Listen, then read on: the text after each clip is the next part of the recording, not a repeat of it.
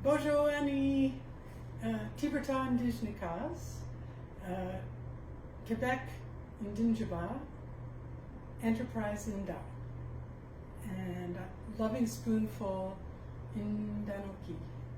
So welcome and thank you for joining us today on how to make applesauce, or taking a step or two further, how to make apple butter, which I totally love. Now our recipe that you have online indicates that you're going to use 3 pounds of apples.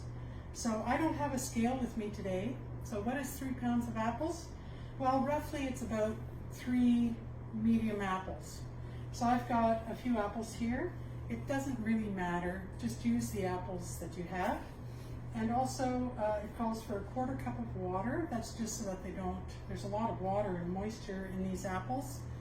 But we just want to make sure that at the beginning they don't stick to the pot.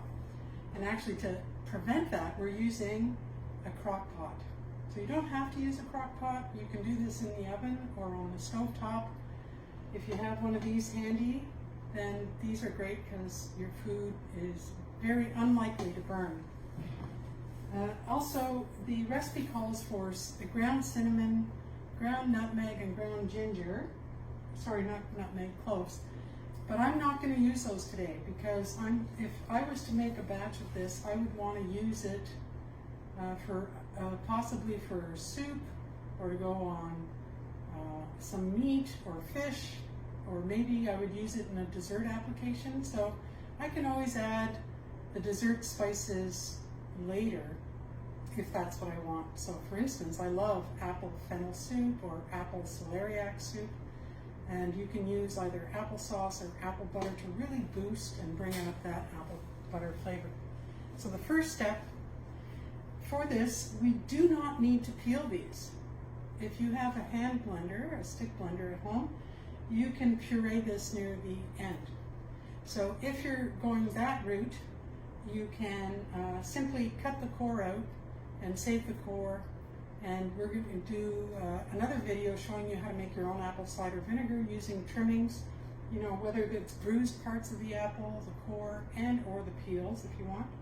I like to add the peels to my apple sauce / apple butter because there's natural pectin in the peel, which will help give it that more gel-like consistency at the end. Here we have our apples. And of course they're a round object.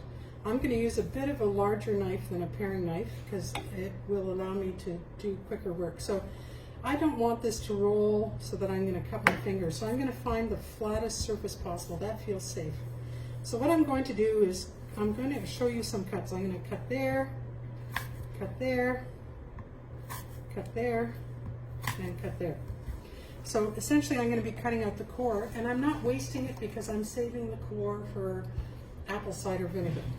So this is the fastest way I have found, working in professional kitchens over the years, for coring apples. I've got a bowl here that I'm saving my cores in. Now I'm going to lie this flat and just quickly cut it up. It doesn't have to be any particular size. It's just something that'll cook relatively quickly and evenly.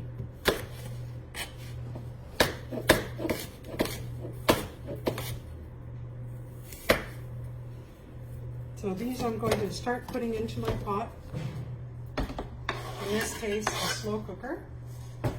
And now for my next apple, I'm not pre-cutting. The only reason I pre-cut last time was to show you how to do it. And I'm not going to waste any of this. And then we're just going to continue cutting and adding this to the pot. If you don't have a stick blender, then I recommend peeling your apples because otherwise you'll have these hard bits in your sauce. If you don't mind little bits of hard peel in your sauce, then go for it. You definitely get more nutrition, especially I know these apples came from an orchard that doesn't spray after the trees have blossomed. So I know that even though it's not an organic apple, I know that there's no toxic sprays on this. So I feel confident in eating the peel. If I didn't know the origin of this apple, if I didn't pick it myself or grow it myself, I would be peeling them because I wouldn't want to be putting toxic chemicals into my applesauce and feeding that to my family. Our apples are all chopped up and in our crock pot or slow cooker. And I have my 1/4 cup of water. So I'm going to add that. I've got it plugged in. And right now I'm going to turn it on high and we'll get it cooking and we'll come back in a few hours to show you what it looks like when it's at the applesauce stage. These apples have been on high in the crock pot here for about half an hour. So just giving them a stir, they're getting quite hot and they're starting to fall apart.